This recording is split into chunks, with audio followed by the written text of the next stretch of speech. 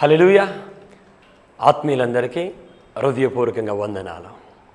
ఈ మధ్యాహ్న కాల సమయంలో దేవుని యొక్క మాటలు వినడానికి మీరు ఎంతగా సిద్ధపడుతున్నారో, మీరు చేస్తున్న ఫోన్ కాల్స్ అనేవి నాకు చాలా ఆనందాన్ని కలిగిస్తున్నాయి. నిజమే కదా? ఈ ఆత్మీయమైన పరిచర్యలో ఆనందాన్ని కలిగించేవి, ఆత్మీయంగా మీరు శక్తిని పొందుకుంటున్నారో, బలమును పొందుకుంటున్నారో, జ్ఞానం పొందుకుంటున్నారో, ఆత్మీయంగా మీరు బలపరచబడడానికి, నిలవబడడానికి ఎంతగానో ఈ పరిచర్యలు ఉపయోగపడుతున్నాయి అనే మాటలు మాకు ఎంతగానో ప్రోత్సాహంగా ఉన్నాయి. ఆత్మీయులారా, నిజంగా మీ అందరిని బట్టి నేను చాలా ఆనందిస్తున్నా. మీరు ఇంకా ఆత్మీయతలో ఎదగాలి, ఇంకా శక్తిని పొందుకోవాలి, బలము పొందుకోవాలి, దేవునికి రాకడ పర్యాంతము వరకు ఇట్టి రీతిగానే మనం దేవునికి మార్గములో కొనసాగాలి అని మా ప్రయత్నం. మీ ప్రార్థనలో మమ్మల్ని జ్ఞాపకం చేసుకోండి. మమ్మను, మా పరిచర్యని ప్రభు రాకడ పర్యాంతము వారికి నమ్మకముగా దేవుని మాటలు చెప్పి అనేకులు బలపరచాలి, అనేకులను దేవుని మార్గంలో నడిపించాలి, అనేకులని లోకములో నుంచి దేవుని సన్నిధిలో నిలవబెట్టాలి. ప్రార్థన చేస్తారు కదా, జ్ఞాపకం చేసుకుంటారు కదా. మీ ప్రత్యేక ప్రార్థనలో జ్ఞాపకం చేసుకోండి. ఒక్క నిమిషం ప్రార్థన చేయండి చాలు.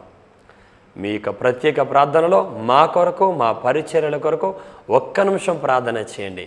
ఈ పరిచర్యల ద్వారా అనేకులకి జీవం రావాలి, అనేకులు ఆత్మీయతలోనికి రావాలి, అనేకులు లోకమును జయించాలని ప్రార్థన చేయండి. Thank you. God bless you all. చిన్న ప్రార్థన చేసుకుందాం, వాక్యములోనికి వెళ్దాం. పరిశుద్ధుడా, మంచి యేసయ్య, గొప్ప దేవుడా, మీకే స్తోత్రములు. నీ సన్నిధి మా మధ్య ఉంచండి. ఈరోజు నీ మాటలు వింటున్నాం. నీ సత్యమును గ్రహించే ఒక గొప్ప భాగ్యము ఈ బిడ్డలందరికీ అనుగ్రహించి నీ మార్గంలో నిలవబెట్టి నీకిష్టమైన పాత్రలుగా మలిచి పరిశుద్ధపరిచి నీవే నీ మార్గంలో నడిపించమని నజరేయుడైన యేసు నామములో అడుగుచున్నాను తండ్రి. ఆమేన్, ఆమేన్. రైట్, దేవుని మాటలని జాగ్రత్తగా ఆలకిద్దాం. నిర్గమకాండం 2వ అధ్యాయం. లేమి వంశస్థుడొకడు వెళ్ళి లేమి కుమార్తెను వివాహము చేసుకొనెను. ఆ స్త్రీ గర్భవతి అయి కుమారుని కని వాడు సుందరుడయ్యుండుట చూచి 3 నెలలు వాడిని దాచెను. తర్వాత వాడిని దాచలేక వాని కొరకు ఒక జమ్మ పెట్టెకు తీసుకొని దానికి జిగట మనును కీలును పోసి అందులో ఆ పిల్లవాడిని పెట్టి ఏటి యొడ్డున జమ్ములో దానిని ఉంచగా. రైట్, ఇక్కడ చూస్తే ఒక అద్భుతమైన ఆత్మీయురాలైన తల్లి యొక్క హృదయం, విశ్వాసం, ఆత్మీయత తన జీవితము ఈ 3 వచనాలలో కనబడుతూ ఉంటుంది. మనందరికీ బాగా తెలిసిన వ్యక్తి మోసే గారు. మోజెస్. ఈ మోజెస్ యొక్క తల్లి ఇకబేదు. అయితే ఆమె ఒక మంచి ఆత్మీయురాలుగా తన జీవితాన్ని జీవించింది. ఎందుకని? ఈ మోషే చిన్నతనములో జరిగిన సంఘటన. అప్పటికి ఈ ఐగుప్తుని ఏలుతున్న ఫరో ఒక శాసనాన్ని విడుదల చేశారు. ఏమిటా శాసనం అంటే, ఇజ్రాయేలులో మగబిడ్డ పుడితే వానిని తీసుకొని వెళ్ళి ఆ నైలు నదిలో పడేయండి. నైలు నదిలో పడేయండి, మగబిడ్డ బ్రతకకూడదు. ఎంత భయంకరమైన మాట! ప్రతి తల్లికి, ప్రతి తండ్రికి మీకు ఏ బిడ్డ కావాలి అంటే 60% మంది వారసుడు కావాలి, మగబిడ్డ కావాలి అంటారు. ఇక్కడ రాజు ఈయన ఒక శాసనాన్ని ఇచ్చాడు. ఎందుకని? ఐగుప్తు దేశంలో ఇజ్రాయేలీయులు ఎక్కువైపోతున్నారు. వారు ఎక్కువైతే శత్రువులతో కలిసి మనకి ఇబ్బంది, మనకి నష్టమో, వారితో కలిసి మనల్ని ఓడిస్తారేమో అని అపవాది ఫరోను ప్రేరేపించాడు. ఎందుకని? రక్షకుడు భూమి మీదకి రాకుండా ఆపివేయాలని. మరి ఆదికాండం 3వ అధ్యాయం 15వ వచనంలో జరిగిన సందర్భము, ఆయన వచ్చి ఆ సర్పం యొక్క తల చెదగ కొడతాడు. అదే అపవాది ఏమి చేస్తుందంటే ఆ వచనము నెరవేరకుండా, దేవుని మాట నెరవేరకుండా, దేవుని కార్యము జరగకుండా ఆపివేయాలి అని వాడు చేస్తున్న ప్రయత్నం. దేవుని బిడ్డలారా, ఒక మాట గమనించండి.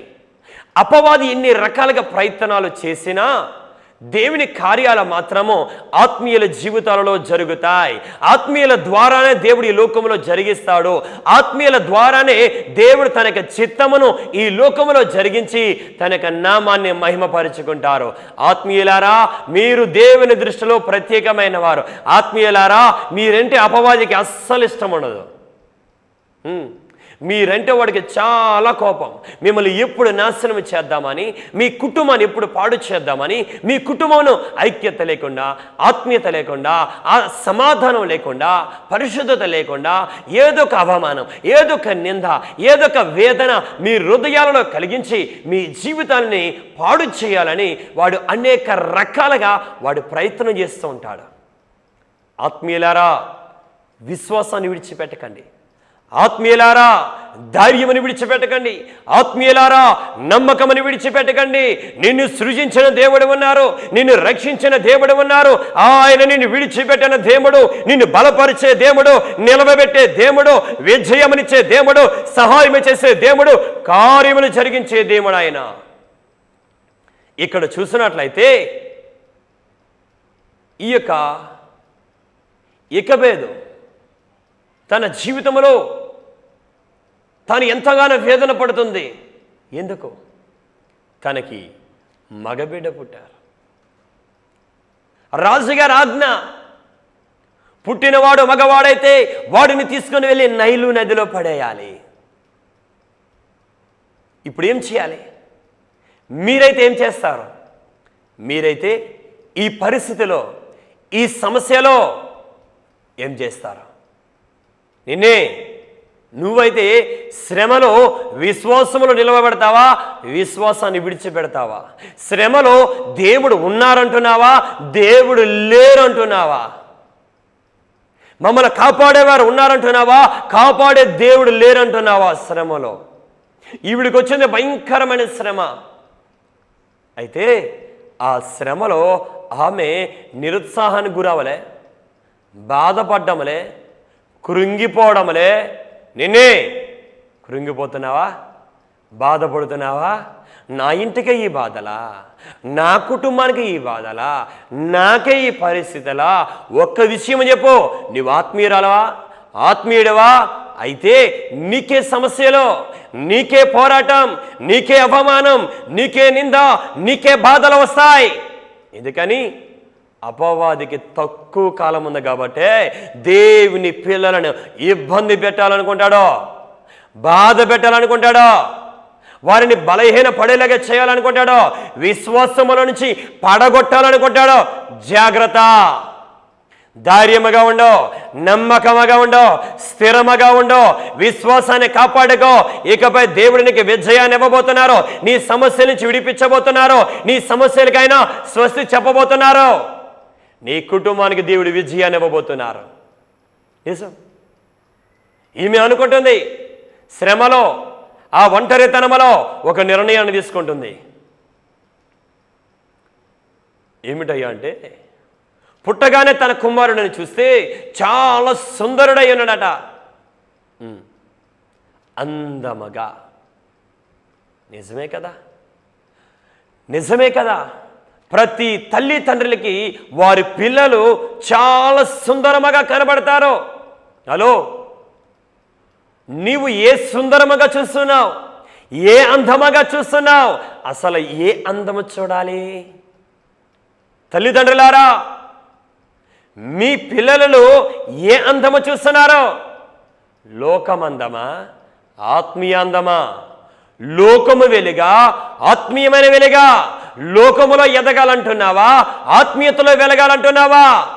లోకములో గుర్తింపు కావాలంటున్నావా? సంఘములో గుర్తింపు కావాలంటున్నావా? లోకము కొరకు బ్రతకాలంటున్నావా? దేవుని కొరకు బ్రతకాలనుకుంటున్నావా? దేవుడికి ఇచ్చిన బాధ్యత ఏమిటి? దేవుడికి ఇచ్చిన అవకాశం ఏమిటి? దేవుడికి ఇచ్చిన ప్రత్యేకత ఏమిటి? దేవుడికి చేసిన సహాయం ఏమిటి? నీవు చేస్తున్న పనులేమిటి?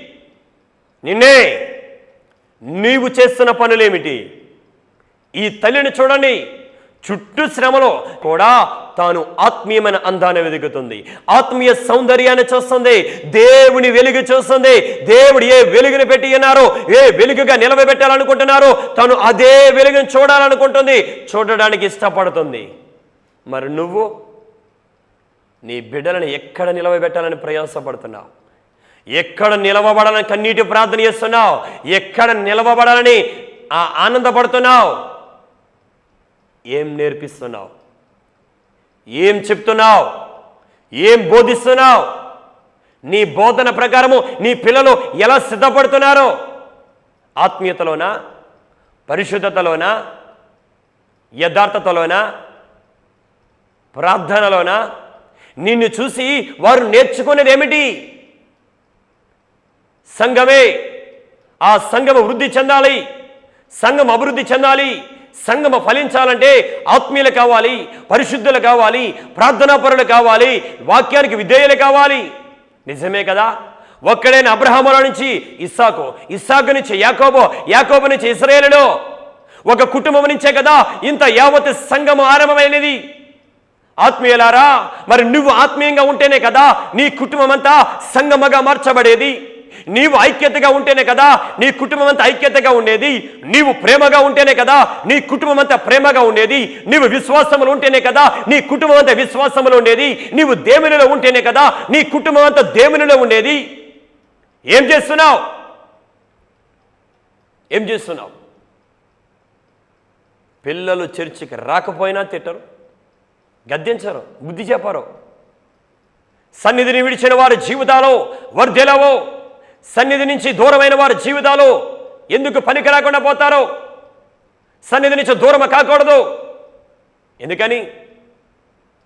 కయ్యను జీవితము సన్నిధిని విడిచాడు, సన్నిధిని మరిచాడు. ఏమయ్యాడు? భ్రష్టుడయ్యాడు. అయ్యా, సన్నిధి చాలా ప్రాముఖ్యమైనది. సన్నిధానంలో మనం నమ్మకముగా ఉండాలి, దేవుని మాట వినాలి, దేవునిది విశ్వాసం ఉంచాలి, దేవుని పిల్లలమగా మనం జీవితం జీవించాలి అని నేర్పించాలి. నీవు ఆత్మీయమైన వెలుగుని కలిగి ఉంటే నీ పిల్లలకు కూడా ఆత్మీయమైన వెలుగుని నువ్వు చెప్తావు, చూపిస్తావు, బోధిస్తావు, నడిపిస్తావు. ఇక్కడ ఈ ఎకబేదని చూస్తే తాను రాజుగారి మాటకి లోపడాలి, కానీ దేవుడు ఉన్నారని కూడా ఆమె విశ్వసిస్తుంది. రాజుగారి మాట పుట్టగానే నైలు నదిలో వేయాలి. ఆమె నమ్ముతుంది ఈ గర్భఫలము యెహోవా ఇచ్చే బహుమానం. చాలామంది నమ్మరు, ఆ పిల్లల్ని అలా విడిచిపెడుతుంటారు. లేదు, దేవుడు నీ పిల్లల కొరకు నిన్ను లెక్కడుగుతారు, నీ పిల్లల విషయమే నిన్ను లెక్కడుగుతారు. నీ పిల్లల యొక్క నడక, ప్రవర్తన, హృదయము, జీవితము విషయమై దేవుడు లెక్క అడుగుతారు. ఎంతగా నువ్వు ఆత్మీయత బోధించావు, ఎంతగా పరిశుద్ధత బోధించావు, ఎంతగా ఆత్మీయంగా ఉండాలని ప్రకటించావు, దేవుడు చూస్తారు. ఇక్కడ చూస్తే ఈ యొక్క ఇకబోదు తన యొక్క కుమారుని చూసి ఈ కుమారుడు బ్రతకాలి, ఈ కుమారుడు దేవుని చేతిలో పాత్రగా ఉండాలి, ఈ కుమారుని దేవుడిచ్చిన బహుమానం, ఈ బహుమానాన్ని నేను కాపాడాలి, ఈ బహుమానం విషయంలో జాగ్రత్తగా ఉండాలి, ఈ బహుమానమును దేవుని చేతిలో పెట్టాలి.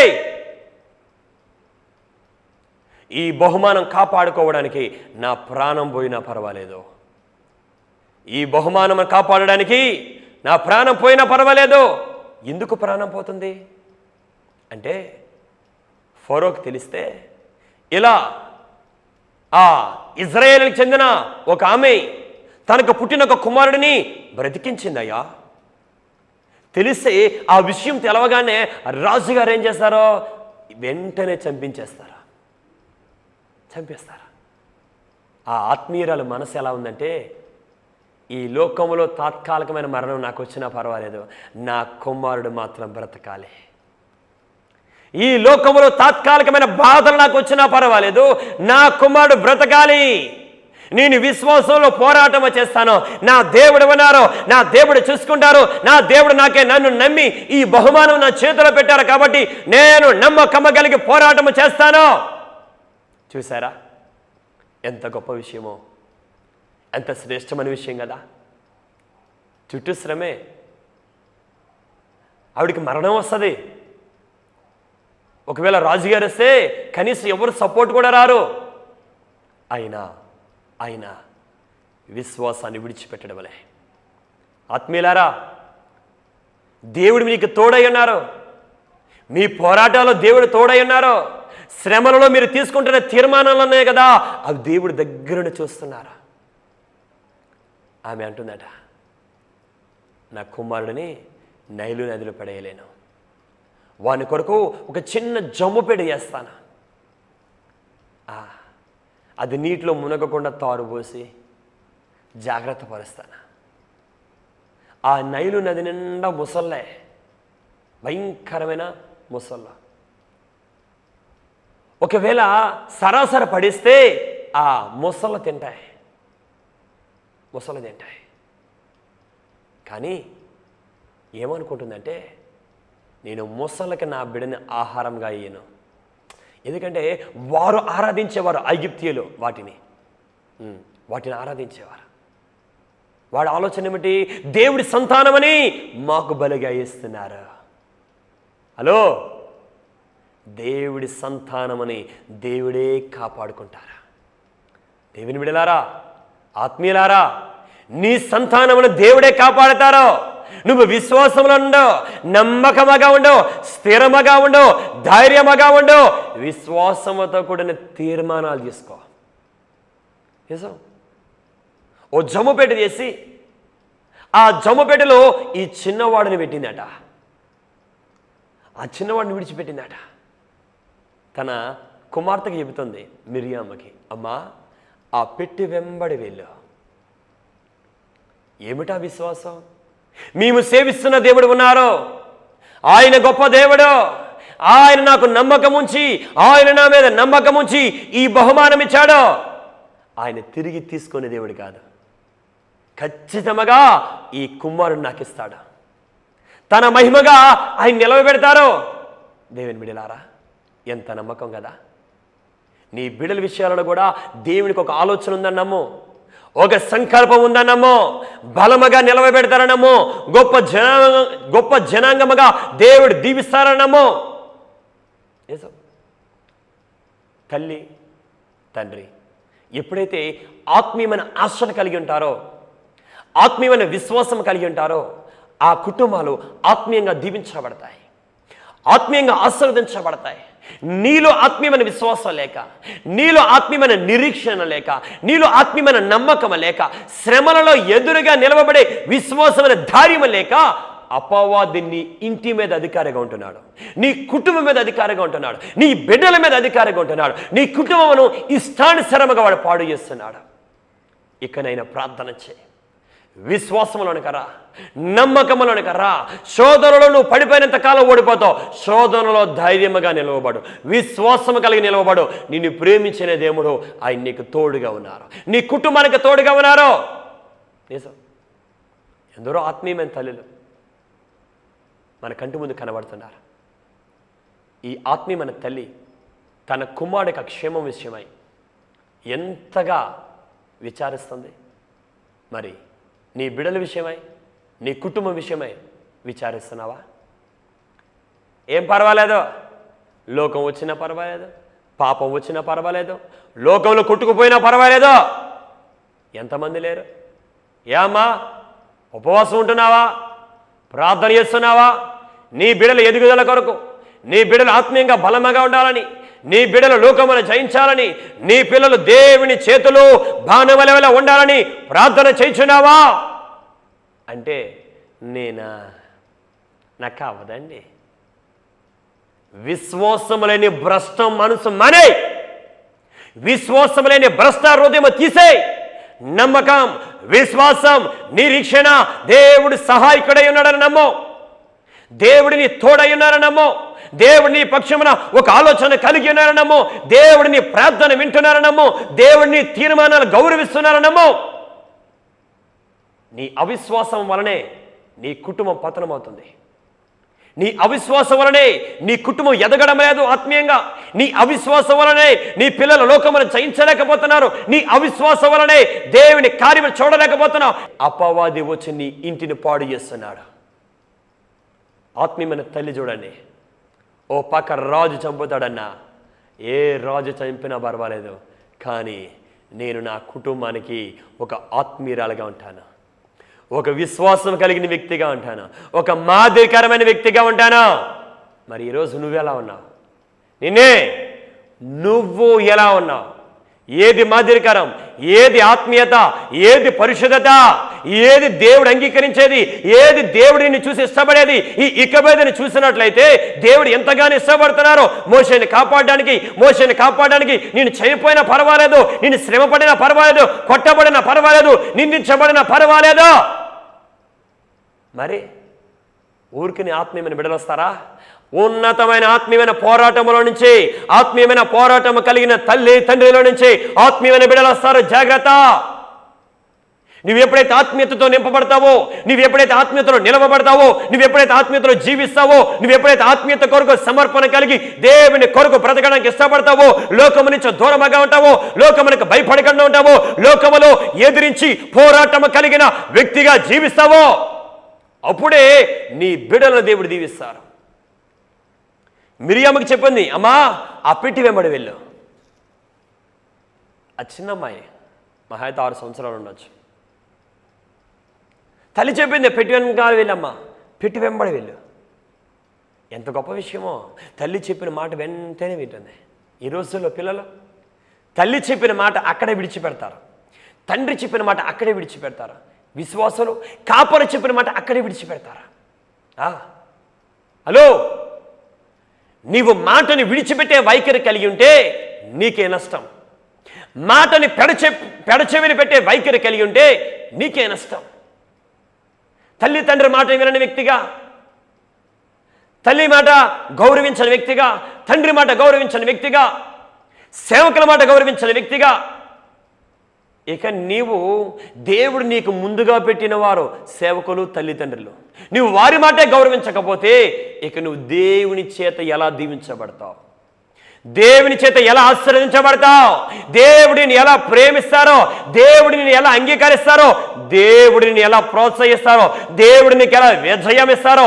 మిరియామును చూడండి, తల్లి చెప్పింది, దాని వెంబడి వెళ్ళమ్మా, ఆ బుట్ట వెంబడి వెళ్ళు. అమ్మా, సైనికులు ఎవరైనా చూస్తే నన్ను చంపేస్తారమ్మా. ఎందుకని? అది తెరిచి చూస్తే అందులోని అబ్బాయి ఉంటాడు కదా, నిన్ను దాని దగ్గరగా ఉంటే నన్ను చంపేస్తారు కదమ్మా అని అనడంలే. తల్లి చెప్పింది.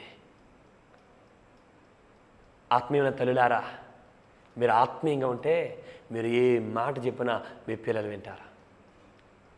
మీరు ఏ మాట చెప్పినా మీ పిల్లలు వింటారు. ఆత్మీయతకి మీరు అవకాశం ఇవ్వండి, ఆత్మీయతను ప్రేమించండి, లోకమును అనుసరించకండి, లోకమును వెంబడించకండి, లోకముల గుర్తింపు కొరకు పరిగెత్తొద్దు. ఆత్మీయతను కలిగి ఉండండి, ఆత్మీయతలో ఉండడానికి ఇష్టపడండి, ఆత్మీయతలో పోరాటం కలిగిన వారు ఉండండి. లోకమును ఎదిరించడానికి, లోకమును జయించడానికి, లోకము నుంచి ప్రత్యేకంగా ఉండడానికి, దేవునికి ఇష్టమైన బిడలుగా ఉండడానికి మీరు ఇష్టపడండి. మీ ప్రవర్తనే ఒక సాక్ష్యము, మీ మాట తీరే ఒక సాక్ష్యము, మీ హృదయమే ఒక సాక్ష్యము, మీ జీవితమే ఒక సాక్ష్యము. నిజమే కదా? మీ పిల్లలకి అదే ఒక సాక్ష్యము. నువ్వెవరో గొప్ప గొప్ప వ్యక్తులను చూసి వారిలాగవ్వరా, వారిలాగవ్వమ్మా, వీళ్ళలాగవ్వమ్మా అంటున్నావేమో. ఆత్మీయులారా, నీవే ఒక మాదిరికరముగా ఉండాలి, నీవే ఒక వెలుగుగా ఉండాలి, నీవే ఒక మహిమగా ఉండాలి. నిన్ను చూసిన నీ బిడ్డలు నీ వలె జీవించాలి, నీ వలె నిలవాలి, నీ వలె విశ్వాసం ఉండాలి, నీ వలె పోరాటంలో ఉండాలి, నీ వలె నమ్మకమైన దేవునితో నడవడానికి, ఇష్టముగా జీవితం జీవించడానికి వారు ముందడుగు వేయాలి. ఈ మిరియామును చూడండి, తల్లి చెప్పింది, దాని వెంట వెళ్ళామ్మా, ఆ బుట్ట వెంబడి వెళ్ళామ్మా. అదే సమయానికి దేవుడు ఫరో కుమార్తెను పంపించారు. చూసారా? మనలో విశ్వాసం ఉంటే మన దేవుడు మనల్ని దీవించేవాడు, మన దేవుడు మనల్ని రక్షించేవాడు. ఆ మోషే తిరిగి తన తల్లి దగ్గరికి వచ్చాడు. ఇక మీదక హృదయంలో ఎంత ఆనందమో, ఎంత సంతోషమో చూసారా? అందుకంటే నేను విశ్వాసములో కుటుంబం అంతా ఐక్యతగా ఉంటే, కుటుంబం అంతా దేవునితో ఉంటే, కుటుంబం అంతా దేవుని మీద ఆధారపడితే ఆ కుటుంబానికి దేవుడే విజయాన్ని ఇస్తాడు. ఆత్మీయమైన తల్లిలారా, మీరు ఎంత ఆత్మీయంగా ఉన్నా మా జీవితం ఎలా ఉంటుంది అనుకోవద్దు. నమ్మకంగా ఉండండి, పోరాటం కలిగిన వారుగా ఉండండి, ప్రత్యేకత కలిగిన వారుగా ఉండండి, దేవుని వైపు చూసేవారుగా ఉండండి. నిజం, మనలో ఉన్నవాడు గొప్పవాడని నమ్మండి. ఈ లోకంలో ఉన్నవాడు కంటే నాలో ఉన్నవాడు గొప్పవాడు, నేను నమ్మిన దేవుడు గొప్పవాడు, నేను విశ్వసించిన దేవుడు గొప్పవాడని నువ్వు నమ్మితే నీ జీవితంలో గొప్ప విజయాన్ని దేవుడు ఈరోజు ఇవ్వబోతున్నారు, ఈ నెలలో ఇవ్వబోతున్నారు. నూతనముగా నీ బ్రతుకును మార్చబోతున్నారు. Amen. God bless you. Sponsor చేసిన మన ప్రకాష్ గారి కుటుంబం కోసం మీ ప్రార్థనలు కూడా జ్ఞాపకం చేసుకోండి. ఎందుకంటే వారి పెద్ద అబ్బాయి, చిన్న అబ్బాయి ఇద్దరు మనవలు.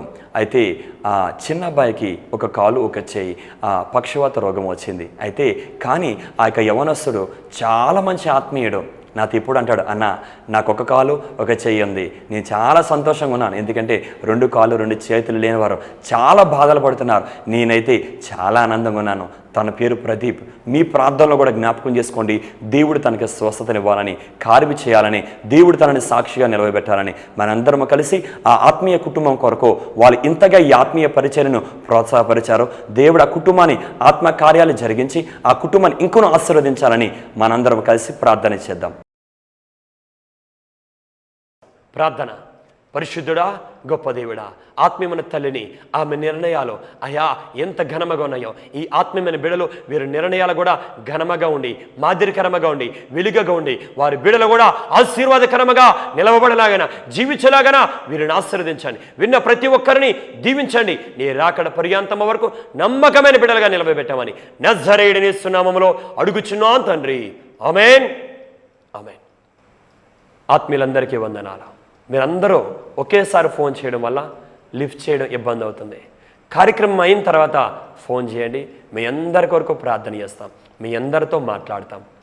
ప్రతి వారం కూడా ఇదే సమయానికి దేవుని మాటలు వినడానికి ఇష్టపడండి. ఆమేన్. అందరికీ వందనాలు. Praise the Lord. Praise the lord.